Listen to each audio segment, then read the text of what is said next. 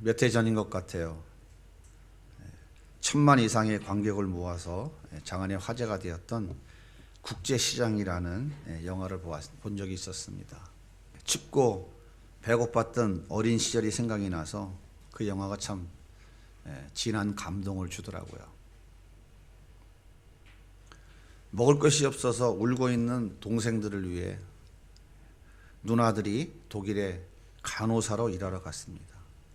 말이 간호사지 그들이 주로 하는 일은 시체를 닦는 일이었습니다. 형님과 삼촌들은 지하 3,000m의 막장에 들어가서 죽을 각오를 하며 석탄을 캐내는 일을 하고 있었습니다. 그래서 받은 월급을 고향에 굶주리고 있는 가족들에게 보내주었죠.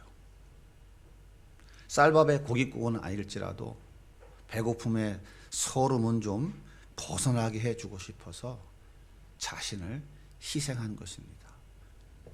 얼마 전 TV에서 일하다가 몸을 다쳐 병상에 누워 눈물 짓고 있는 외국인 근로자의 사연을 본 적이 있었습니다. 저의 소원은 가족들 배불리 먹이고 자녀들을 좀 잘 가르치고 싶었습니다. 그래서 그 소원을 한국에 가면 이룰 수 있다고 확신을 해서 힘들고 어려운 과정을 거쳐서 한국에 들어왔습니다. 그런데 전혀 예상치 못한 사고가 기다리고 있을 줄은 정말 몰랐습니다. 저는 이제 일도 할 수 없고 그렇다고 고향으로 돌아갈 수도 없는 그런 처지에 놓였는데 어떻게 하면 좋을지 모르겠습니다. 눈물 짓는 모습을 보면서 국제시장에서 보았던 이 영화의 내용들이 이렇게 클로즈업 되더라고요. 젖과 꿀이 흐르는 기회의 땅, 대한민국 땅에 들어왔는데 사고가 일어나다니요. 여기에는 젖과 꿀만 흐를 줄 알았지 이런 어려움과 고난과 고통이 있을 것이라고는 전혀 생각도 못했어요.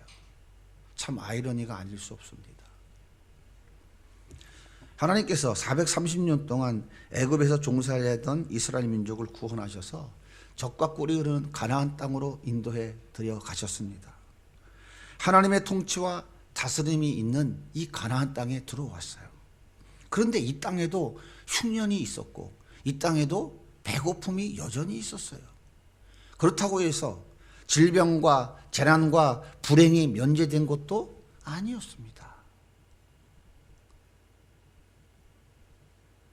참 아이러니가 아닐 수 없어요. 우리도 예수 그리스도를 믿는 순간 온갖 질병과 재난과 고통을 면제받는 것은 아닙니다. 오히려 예수 믿기 전보다도 더 큰 고난과 고통을 당할 수도 있는 것이죠. 더 큰 아픔과 더 큰 눈물을 흘릴 수도 있어요. 그런데 단 한 가지, 예수 믿기 전과 다른 점이 한 가지 있습니다. 그것은 무엇이냐면 돌보시는 하나님께서 우리와 함께하고 계신다는 것이죠. 오늘 본문에도 보면 가나안 땅 베들레헴에 살고 있던 한 사람이 흉년이 들어서 먹을 것이 없었어요. 그래서 두 아들과 아내를 데리고 모압이라고 하는 이방 나라로 떠났습니다. 베들레헴은 집이라고 하는 단어와 떡이라고 하는 단어, 이 두 단어가 합쳐진 합성어인데요. 그래서 베들레헴은 떡집이라고 하는 의미를 가지는 단어입니다. 그러니까 베들레헴을 떠났다는 것은 떡집에 떡이 없어서 떠났다는 것이에요. 참 아이러니가 아닐 수 없죠. 그 사람이 누구냐면 오늘 성경에 보니까 엘리멜렉과 그의 아내 나옴이라고 말하고 있습니다. 엘리멜렉이라고 하는 이름의 뜻은 뭐냐면 나의 하나님은 왕이시다 그런 뜻이에요. 신앙이 좋은 사람이죠. 나옴이라는 말의 의미는 이름의 의미는 나의 기쁨, 나의 기뻐하는 자라 그런 뜻이에요. 그리고 두 아들의 이름은 말련과 기련인데 말련은 병약한이라는 뜻이에요. 병에 약하다, 약한 사람이다 그런 뜻이죠. 그리고 기련은 약한 또는 낭비라는 뜻을 가진 이름이에요.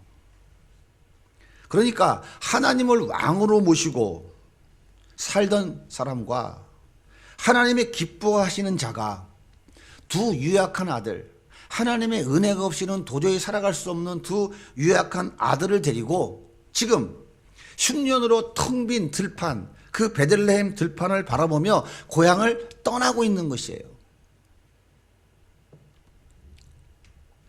부귀영화를 누리기 위해서 떠나는 것이 아니라 그냥 먹고 살기 위해서.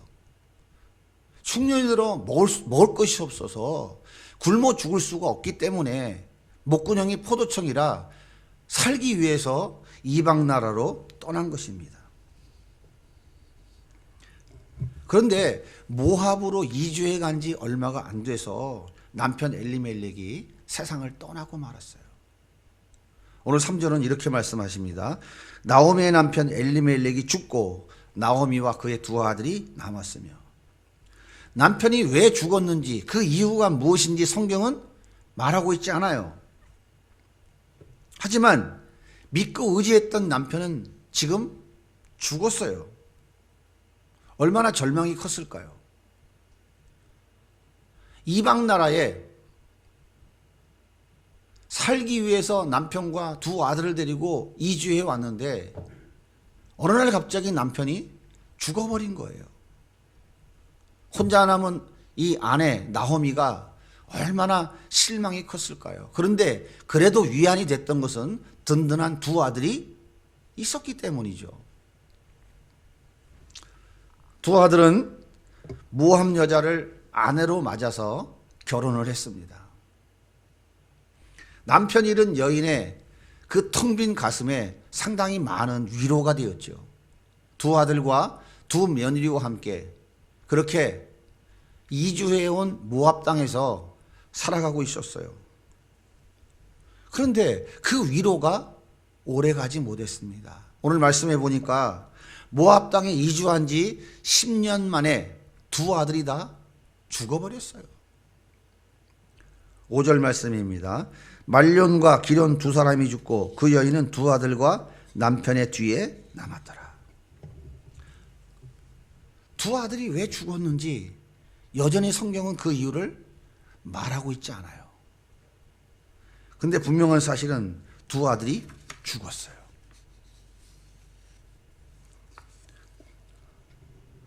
흉년으로 말라 비틀어진 고향 땅 베들레헴을 떠나올 때 그의 마음이 얼마나 힘들고 어려웠을까요? 하지만 사랑하는 남편과 두 아들이 있었기 때문에 견딜 수 있었습니다. 그런데 어느 날 남편이 죽었어요. 그래도 두 아들과 며느리가 있기 때문에 그래도 그럭저럭 견딜 수 있었습니다. 그런데 10년도 채 안 돼서 두 아들마저 세상을 떠나버리고 말았어요. 더 이상 바라볼 수 있는 이 땅의 소망이 다 사라져버리고 말았습니다. 살기 위해서 가나안 땅을 떠나서 모압 땅으로 이주해온 나오미의 가정은 다 망해버리고 말았어요. 이제 나의 기쁨, 나의 기뻐하는 자란 이름을 가진 나오미에게 기쁨이란 단어는 더 이상 의미가 없게 되었습니다. 어떻게 그의 인생에 기쁨이 있을 수 있겠습니까? 깊은 절망과 되돌릴 수 없는 좌절과 실패의 아픔만 남아있겠죠. 이제 나오미에게 남아있는 것은 짐되는 두 며느리, 그것도 이방의 며느리뿐이었어요.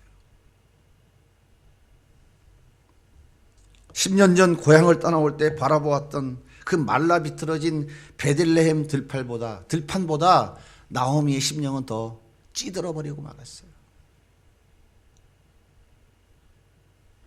우리는 지금 허탈과 공허함, 깊은 절망과 좌절 속에 빠져있는 한 여인의 그 애절한 모습을 편집 없이 있는 그대로 보고 있는 것입니다. 그런데요, 오늘 성경은 이 여자가 왜 이렇게 처참하게 그의 신세가 추락을 해버렸는지 그 이유를 말하고 있지 않다는 사실입니다. 성경이 왜 그랬다라고 설명해 주면 너무 좋은데 설명해 주지 않아요. 그래서 사람들은 여러 가지 생각들을 많이 하게 됩니다. 야, 나오미, 네 남편이 왜 죽었겠어? 하나님이 허락하신 가나안 땅, 약속의 땅을 버리고 이방 나라로 이민 갔잖아. 그러니까 하나님의 징계받아 죽은 거 아니야? 라고 말하고 싶은 충동이 들 수 있어요. 네 두 아들이 왜 죽었겠어?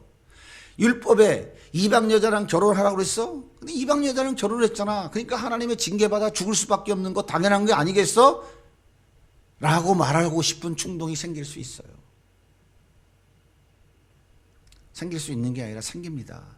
왜 그러냐면 그건 뭐 당연한 거예요. 범죄한 인간의 속성이 그러니까요. 그런데 성경은 그렇다고 말하고 있지 않다는 것이에요.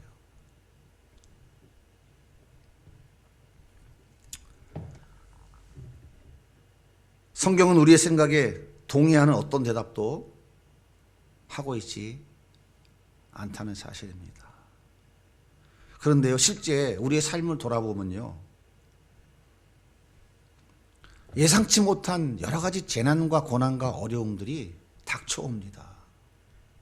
윤리 도덕적으로 설명이 다 되지 않는 경우가 참 많이 있어요. 만약에 재난과 고난과 비극과 어려움들이 악인들에게만 찾아온다면 쉽게 그렇다고 설명할 수 있지만 그렇지 않은 경우도 많이 있다고 하는 사실입니다. 그러므로 누구 죄 때문인지, 누구의 죄 때문인지, 무슨 죄 때문인지 따지는 것 말고 그것이 우리가 할 일이 아니고요.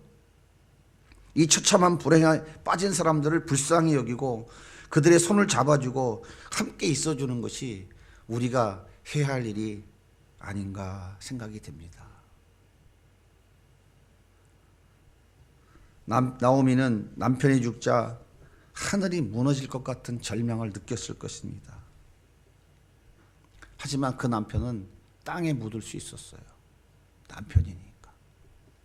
그런데 먼저 죽은 두 아들은 땅에 묻을 수 없기에 가슴에 묻어야만 했습니다. 하나도 힘겨운데 둘씩이나. 둘이 아니라 자식 전부를 가슴에 묻었으니 그 아픔과 고통이 얼마나 컸을까요? 당해보지 않고 다 어떻게 헤아릴 수 있겠습니까? 우리의 삶을 돌아보면 이렇게 예상치 못한 불행을 당할 때가 있어요. 나에게 남아있는 것이 아무것도 없다고 느껴질 때가 있습니다. 내 곁에서 나와 함께 했던 모든 것이 다 떠나버렸다고 느껴질 때도 있어요. 그래서 깊은 고독과 공허함, 깊은 좌절과 절망에 빠질 때가 있습니다. 난 이제 무엇을 위해 살아야 할까? 삶의 의미를 잃어버려 심한 답답함과 갈증을 호소할 때가 있었습니다. 내가 원하는 것을 잡으려고 발버둥 쳐보았지만 이상하게도 잡힐 듯 잡히지 않는 그 욕망들로 인해서 심한 열등의식에 사로잡힐 때도 있었습니다. 어떻게 해야 나의 삶이 반전될 수 있을까요? 어떻게 해야 이 고난의 시간들이 풍요와 만족의 시간들로 바뀔 수 있을까요? 어떻게 해야 이 상황에서 벗어날 수 있단 말입니까? 이 여인은 해결할 수 있는 방법을 찾았습니다. 오늘 말씀 6절에 이렇게 말씀하고 있죠. 우리 같이 한번 읽어볼까요?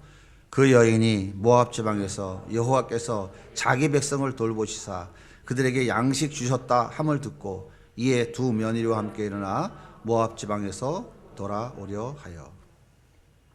이 여인은 돌보시는 하나님께 돌아가기로 결단했습니다.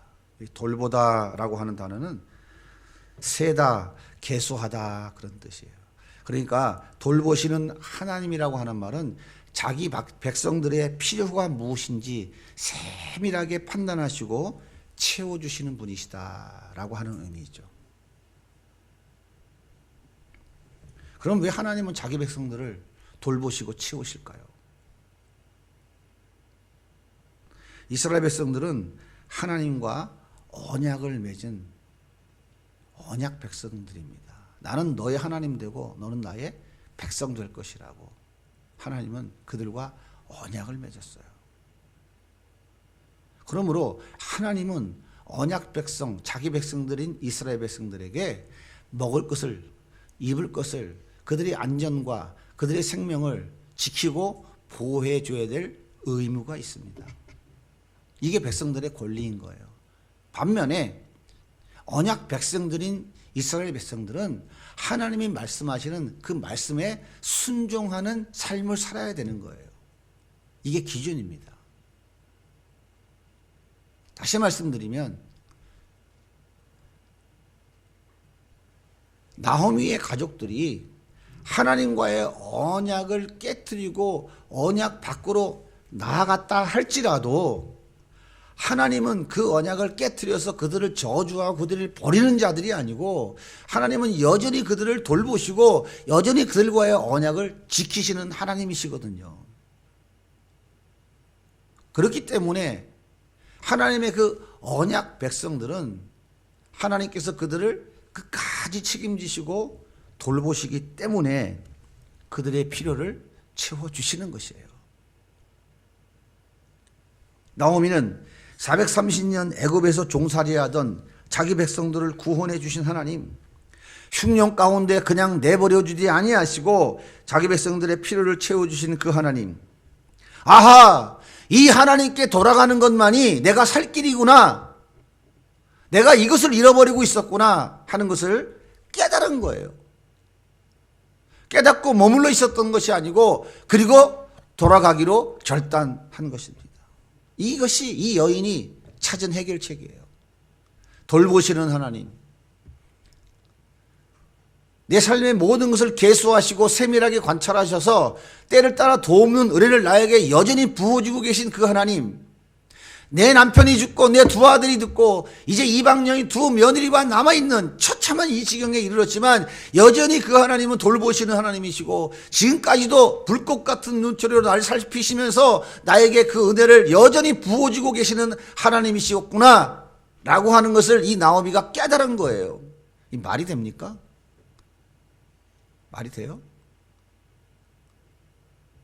이게 성경에서 말하고 있는 진리라고요.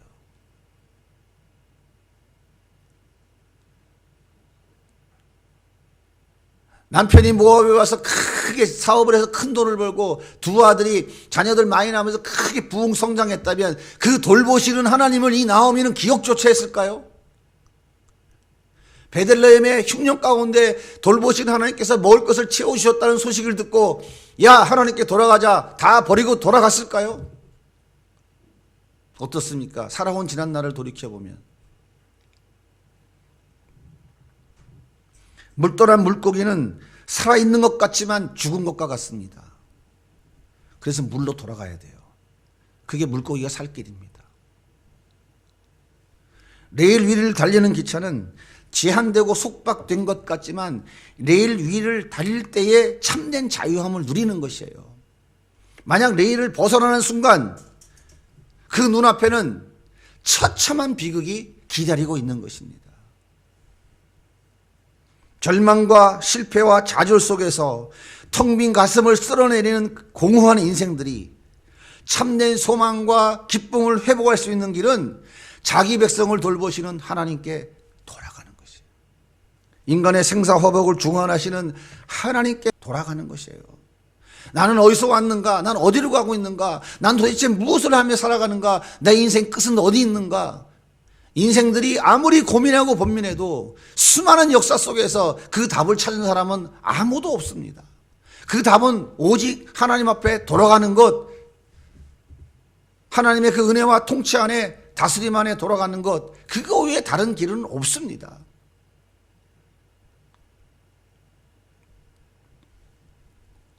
독생자 예수 그리스도를 아낌없이 내어주신 그 하나님께 돌아가는 것이에요. 그 하나님 안에서만 참된 자유함을 누릴 수 있습니다. 그런데 이상하게도 너무나 쉬운 이 진리가 내 삶에 적용이 잘 되지 않는 거예요. 도대체 그 이유가 뭘까요? 그 이유는 딱 아주 간단합니다. 그 이유는 아주 너무 간단하고요. 한 가지밖에 없어요. 여전히 자기 힘으로, 여전히 자기 노력으로, 자기 능력으로 해결해 보겠다고 몸부림치고 있기 때문에 돌아가지 못하는 거예요. 그것이 선악 따먹고 내가 하나님인 줄로 된 줄로 착각하고 살아가는 인간의 죄성이라고요. 우리 모든 인간들은, 아담의 허리 안에 나온 모든 인간들은 다 무슨 착각 속에 살아가냐면 내가 하나님이라고 하는 것, 내가 내 인생의 주인이라고 하는 그 착각 속에 살아간다니까요. 그렇기 때문에 돌보시는 하나님, 우주 만물을 창조하시고 주관하시고 지금도 우리 삶을 이끌어 가시는 그 하나님 앞에 돌아가지 않는 거예요. 여전히 내가 주인이고 내가 왕인데 내가 누구의 통치와 다스림을 받는가? 내 인생은 내 건데. 여전히 자기 힘과 자기 노력과 자기 애씀으로 뭔가 자기가 이루어보려고 몸부림치고 있기 때문에 이 단순하고 이 아주 귀한 진리를 받아들이지 않는 거예요. 사랑하는 여러분, 내 앞에 닥친 갖가지 문제들을 여전히 내 힘으로 해결해 보려고 애쓰고 있지는 않습니까? 그래서 떡을 찾아서 멀리 떠난 것이 아닙니까?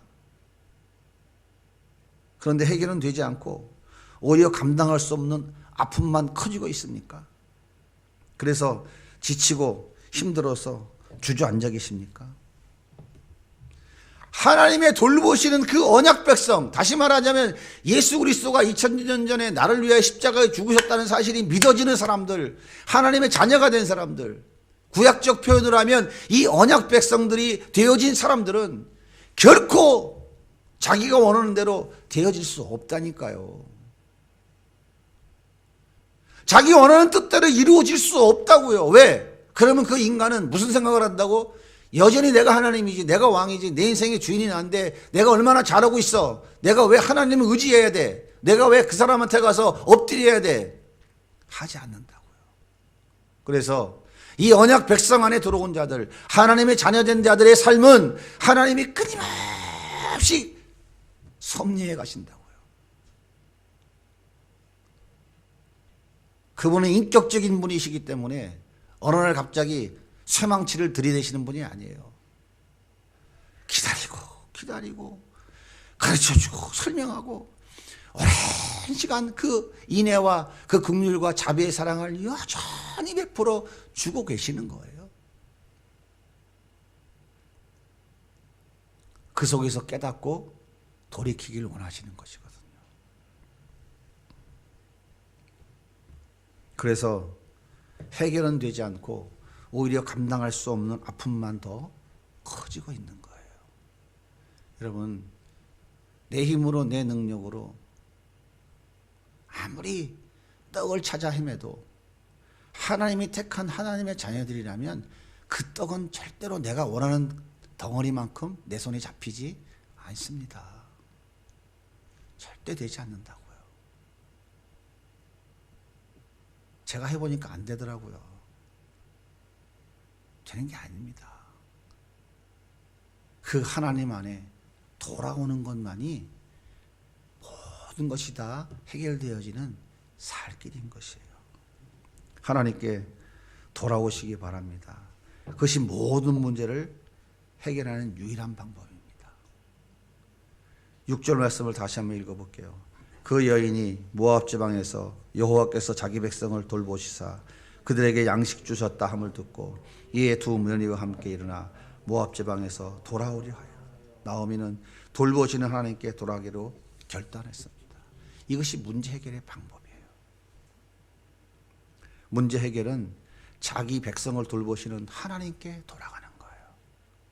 아니 목사님, 내가 예수 잘 믿고 주일이면 이 신앙생활 열심히 잘하고 이렇게 열심히 잘하는데 뭘 자꾸 돌아오라고 그래요.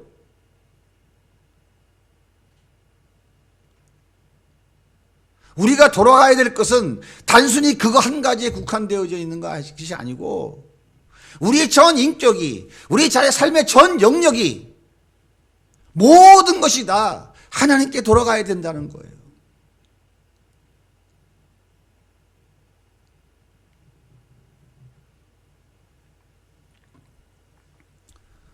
떡이 모자라서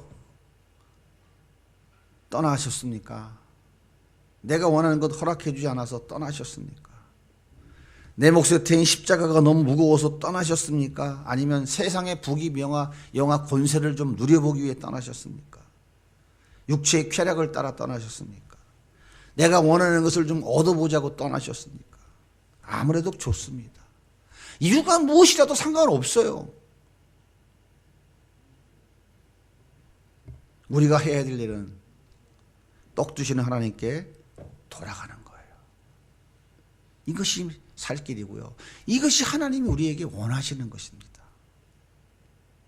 나오미는 하나님께 돌아가는 것이 살 길임을 깨닫고 외롭고 쓸쓸하고 힘겨운 발걸음을 옮겼어요. 한번 생각해 보세요. 인간의 눈으로 바라보면 완전히 실패한 사람 아닙니까? 완전히 절망한 사람 아니에요. 남편과 두 아들을 데리고 예루살렘을 떠날 때 수많은 사람들이 뭐라고 했겠어요? 떠나지 말라고 했겠죠. 왜 떠나느냐고. 그들은 뭐라고 하고 떠나겠습니까? 우리는 떠나면 잘 살 수 있다. 자신을 갖고 떠나지 않았겠어요. 그런데 10년의 세월이 흘러 홀로 남았어요. 이방 두 여인을 데리고 이제 고향으로 가야 돼. 갈 수 있겠습니까? 이 가지겠어요? 한번 생각해 보세요. 네가 거기 가가지고 그렇게 부귀영화 누리려고 갔는데 결국은 뭐야? 집안 다 망했네? 이방 여자 둘 데리고 왔어? 생각하면 나오미가 일어나서 고향으로 발걸음을 옮길 수 있겠습니까? 한번 생각해 보세요. 저도 그게 안 되더라고요. 그게 안 되더라고요. 그래서 내가 성공해서 나도 돌아가야 되겠다 해서 더 많은 돈을 벌어야 되겠다고 무수히 노력하고 애써봤어요. 만약에 그것이 내 생각대로 됐다면 오늘 이 자리에 저는 없었을 거예요. 성경은 그렇게 말하고 있지 않더라고요. 이 돌아가려고 발걸음을 옮기는 이 나오미, 이 여자의 한번 그 심정을 한번 생각해 보세요. 어떤 심정이었겠어요? 그런데요, 그렇게 돌아온 이 나오미에게 어떤 결과가 기다리고 있었을까요? 이 룻기서의 결론을 제가 먼저 말씀드리겠습니다. 비극의 여인 나오미는 사랑하는 자부 룻을 통해서 아들을 품에 안았어요. 나오미가 품에 안은 아들의 이름이 바로 오벳입니다. 오벳이 누구를 낳았어요? 이새를 낳았어요. 이새가 누굽니까? 다윗의 아버지예요. 그러니까 나오미는 다윗 왕의 증조 할머니가 된 것입니다. 하나님은 인류 구원을 위해 다윗의 후손을 통해 이 땅에 예수 그리스도를 보내시겠다고 약속하셨거든요. 그런데 나오미는 이 놀라운 하나님의 일에 귀하게 쓰임받는 사람이 된 거예요. 도저히 인간적인 생각으로는 돌아갈 수 없는, 도저히 말도 안 되는 그 상황 속에서 아하, 하나님께 돌아가는 것이 살 길이구나 생각하고 결단하고 발걸음을 옮겼더니 그에게 예비되어져 있는 하나님의 은혜는 상상할 수 없는 정말 놀라운 하나님의 은혜가 기다리고 있었던 것이죠.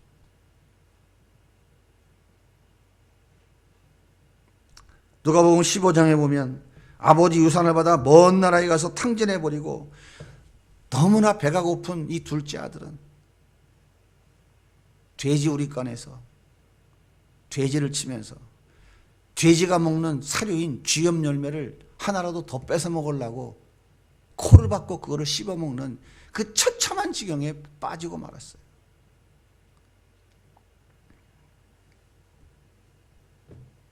아버지 집에는 먹을 것이 많은데, 아버지 집에는 종들도 많은데 나는 여기서 죽게 생겼구나. 둘째 아들은 돈만 있으면 행복할 줄 알았어요. 아버지가 살아계신데도 아버지 유산 미리 받아다가 많은 돈 가지고 먼 나라로 가버렸어요. 아버지만 떠나면 행복할 줄 알았어요. 세상의 쾌락 속에 참된 행복이 있는 줄 알았어요. 그런데 그것이 얼마나 어리석은 짓인지를 그 돼지 우릿간에 코를 쳐박고 깨달은 거예요. 거기가 지옥 아닙니까? 하나님의 은혜와 하나님의 사랑과 하나님의 국률이 단 1도 미치지 않는 그곳에 지금 코를 박고 처박혀 있는 거예요. 그런데 그것이 얼마나 어리석은 짓인지 깨달았어요. 그래서 이 둘째 아들은 아버지께로 돌아가기로 결단했습니다. 생각해 보세요. 어떻게 돌아갑니까? 호로 자식도 이런 호로 자식이 어디 있습니까? 아버지가 살아계시는데 아버지 죽으면 받을 그 유산을 미리 땡깡 나서 뺏어간 거예요. 그리고 그거를 갖다가 헐값에 다 팔아버리고 순식간에 현금만으로 외국으로 날아가 버린 거예요. 그런데 그 아버지께 다시 어떻게 돌아가겠습니까? 동네 사람들이 뭐라고 하겠어요? 구약 율법으로 따지면 돌에 맞아 죽어야 될 거예요. 우리말로 얘기하면 지게작지게 만져서 죽어야 될 자식인 거예요. 그런데 이 둘째 아들은 아버지께 돌아가기로 결단했어요. 그래서 그 돼지 우리깔에서 일어나서 아버지 집을 향하여 발걸음을 옮겨갔습니다. 오늘도 대청마루 끝에 서서 둘째 아들이 언제쯤 돌아올라나 기다리고 있던 아버지는 저 동구 밖에 거지 행색을 하고 오는 남루한 사람을 딱 보는 순간, 아, 둘째 아들이구나. 즉각적으로 깨닫고 버선발로 달려나가서 그 아들을 품에 안았어요. 그리고는 소와 돼지를 잡아서 동네 잔치를 벌였습니다. 그리고 손에 가락지를 끼워줬어요. 좋은 옷으로 갈아입혀줬어요. 너는 내 아들이다. 돌아가면 살 길이 열리는 것입니다. 이 세상 속에서 나는 어디서 왔고 나는 어디로 가고 있고 나는 무엇을 해야 되는가 수없이 고민하고 갈등해서 지금까지 살아왔지만 해결점이 있었습니까? 내가 원하는 것을 양손에 붙잡으면 해결되나요? 절대 될 수가 없어요. 우리는 하나님과의 관계 속에 살아가는 사람들이기 때문에 하나님의 언약 백성이고 하나님의 자녀들이기 때문에 하나님의 그 통치와 다스림 안에 들어오지 아니하면 다시 말하면 내 힘과 내 능력과 내가 원하는 방법대로 애쓰고 수고하며 노력하며 살아가면 살아갈수록 우리에게 닥쳐 있는 것은 깊은 수렁일 뿐이에요. 돼지우리간일 뿐이에요. 그러므로 돌보시는 하나님, 우리의 삶을 세밀하게 살피시면서 오늘도 기다리고 계시는 그 하나님 앞에 나의 삶의 전 영역이, 나의 모든 인격들이, 나의 성품들이 돌아가는 거예요. 돌아가는 거예요. 분노가 일어나서 견딜 수 없는 것 포기하는 거예요. 이게 하나님께 돌아가는 거예요. 돈 때문에 도저히 못 깨는 것 포기하고 내려놓는 거, 이게 하나님께 돌아가는 거예요. 뭐 예배 열심히 나오니까, 뭐 헌금 열심히 하니까. 그래서 기독교는 있는데 교회는 있는데 크리스찬이 없다고 그러는 거예요. 그 이원론적 사고에 쩔어가지고 교회에서는 거룩한 크리스찬이고 교회에서는 하나님께 돌아왔는데 교회 문만 나가면 하나님과 아무 상관없이 살아가는 것, 이것을 포기하고 교회 안에서의 신앙의 삶과 교회 밖에서의 삶과 이 모든 삶이 다 하나님 안에 있는 하나님의 그 통치와 다스림 안에 살아가는 삶, 그 삶을 위해서 몸부림치는 것, 그게 하나님께 돌아가는 거예요. 여러분 지금 어디로 향하고 있습니까? 우리 이제 다시 하나님께로 돌아가야 돼요. 우리를 돌보시는 하나님께 돌아가야 됩니다. 하나님의 그 주권 안으로, 그 통치하심 안에 우린 돌아가야 됩니다. 돌아가면 살 길이 열립니다. 포도나무 가지에 맺혀있는, 포도나무에 맺혀있는, 붙어있는 그 가지가 떨어지면 행복할 것 같습니까? 떨어지는 순간 죽은 거라니까요. 붙어있으면 답답한 것 같고, 붙어있으면 이게 도대체 뭐야? 내 인생이 이게 뭐야? 너무 자유함이 없잖아. 이 카테고리에 걸려갖고 너무 불편하잖아. 그런데요, 포도나무 가지는 포도나무 붙어있으면, 포도나무에 딱 붙어있으면, 붙어만 있으면 그 가지 끝에 탐스러운 포도 열매가 주렁주렁 맺히는 거예요. 이게 성경이 우리에게 가르쳐 주는 거예요. 하나님께 돌아가기만 하면 하나님 안에 모든 포도나무 열매, 포도는 주렁주렁 달리게 돼 있는 거라고요. 이게 원리인데, 선악과 따먹고 내가 하나님의 줄로 착각하고 살아가는 인간들은 아니야, 내가 내 인생의 주인이고 나의 애씀과 수고와 노력으로 내가 얼마든지 할 수 있어라고 하는 그 자기 우상, 이것을 버리지 못하고 끝까지 버티는 거예요. 끝까지 버티는 거예요. 한 해 동안도 얼마나 많이 버티셨습니까? 이제 우리는 이거 다 포기하고 내려놓는 거예요. 우리의 삶의 전 영역에서 우리의 성품과 우리의 인격과 그리고 이 이원론적인 삶 속에서 모든 것 다 하나님 앞에 다시금 내려놓고 돌아가는 거예요. 교회의 삶도 세상의 삶도 직장의 삶도 사업의 삶도 우리 삶 전체가 다 이제는 우리를 다스리고 돌보시는 하나님의 그 통치 아래 그분의 다스림 안에 들어가는 거예요. 그것이 살 길입니다. 그 속에서 하나님의 새로운 놀라운 역사들이 우리 앞에 다시 시작될 것입니다. 한 해가 저물어 가고 있습니다. 그동안 하나님 떠났던 우리의 전 인격이 우리의 삶의 전 영역이 이제 우리의 이원론적 삶이 이제 다시 하나님께로 돌아가는 희망찬 새해, 그래서 하나님의 은혜와 축복을 좀 더 마음껏 누리는 그런 새해를 맞이할 수 있기를 주님의 이름으로 간절히 축복합니다.